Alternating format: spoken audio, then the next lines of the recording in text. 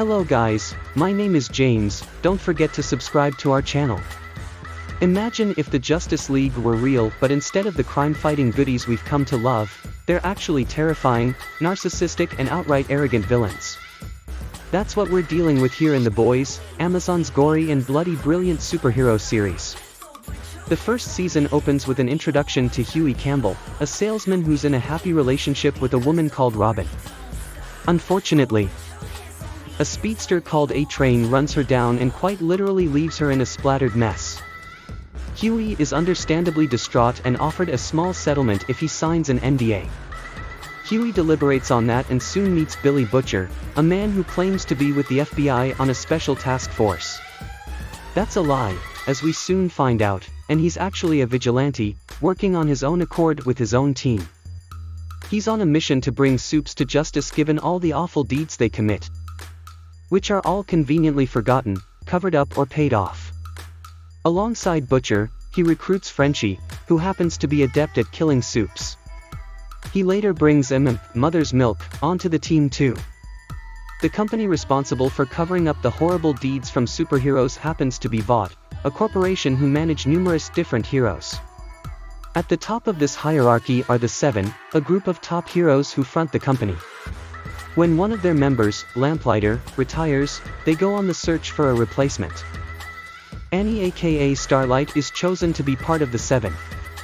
She soon meets the Deep, who happens to be her favorite hero as a child. Only, she's forced into committing sexual favors in exchange for keeping her place on the team. Homelander is the de facto leader, but his godlike powers make him basically do whatever he wants. Although he's managed by a woman called Madeline Stillwell, it's just a front. No one can really control Homelander. Back with Hughie for a second. He's given a top mission from Billy Butcher, which sees him infiltrate Vought under the pretense of signing his NDA. In doing so, he's to leave a bug under the table so they can record audio evidence of the Seven being absolute dirtbags.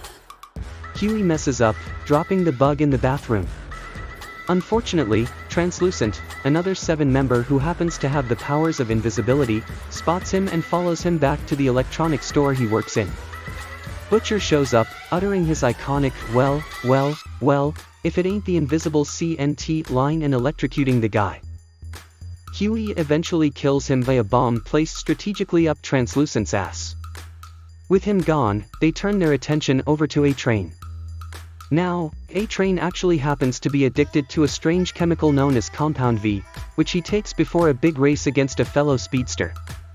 While this is going on, Hughie befriends Annie, and the two get closer together. The latter has become disillusioned with life in the Seven, realizing a lot of what they do isn't actually sincere crime fighting but staged for social media likes and attention. Speaking of which, Starlight eventually speaks up about her sexual assault, calling out the Deep by name. With public opinion turning on him, the Deep is demoted out of the Seven and forced to move over to Ohio. Back with Butcher and the boys. A-Train's ties with Compound V stem from his relationship with a D-list supe known as Popclaw. She too takes the drug and in A-Train's absence, ends up killing her landlord. Butcher happens to be recording all of this and uses the footage as blackmail to find out more about Compound V. Specifically, the spot A-Train picks the gear up. When A-Train finds out, he kills Popclaw, notices footage of Frenchie and sends Black Noir, a silent but deadly hero on the Seven, to kill Frenchie. However, Frenchie is saved by the strange silent woman he's freed from a cage earlier in the season who happens to have regenerative powers, so she isn't actually killed, despite Black Noir winning this fight. Now, one of Vought's big plans here is get their superheroes into the military, but a lot of the politicians are against it. There's a really shocking and quite chilling scene here involving Homelander and Queen Maeve, who fly up to save a plane, only for Homelander to let them all die instead. Another development here comes from Hughie blackmailing a guy called Ezekiel, a preacher from the Believe Expo. Through him, the boys find out that Compound V is being used on babies to turn them into supes. It turns out all heroes were actually made this way, with Homelander's All-American story a complete fabrication. He was born and raised in a lab, with a super creepy relationship with Madeline, who's more of a mother to him. The boys work out what our silent girl, who's actually called Kimiko, is being used for. Vought intend to use her as a soup terrorist to force the military into buckling, and unfortunately Butcher and the gang get there too late. Homelander enters the military and more gruesome deaths ensue. It's here we learn Homelander who orchestrated this whole coup, working without Madeline being aware of this. In the wake of all this drama, and as the season starts reaching its climax, Homelander learns the identity of Butcher and the boys.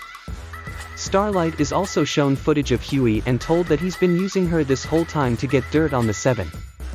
When she confronts Huey about it, he agrees with her but also reveals that he really does like her. Starlight saves Huey and the boys from Vought's goons, leading to an intriguing fight between Starlight and A-Train. However, A-Train's drug-taking catches up to him and he begins having a heart attack. Huey is not prepared to let him die though, despite what happened to Robin, and calls in an ambulance. Butcher watches from the shadows. Now, Butcher's revenge mission stems from a massive issue he has with Homelander. 8 years back he was happily married to a woman named Becca, who happened to work at Vought as Homelander's social media manager. When she disappeared, evidence suggests that Homelander raped and killed her. The truth is, Homelander didn't kill Becca. He's actually been keeping her in secret, raising his son. Just prior to this, Butcher decides to use Madeline as collateral to try and leverage a deal and get back at Homelander, but he lasers her in the face instead.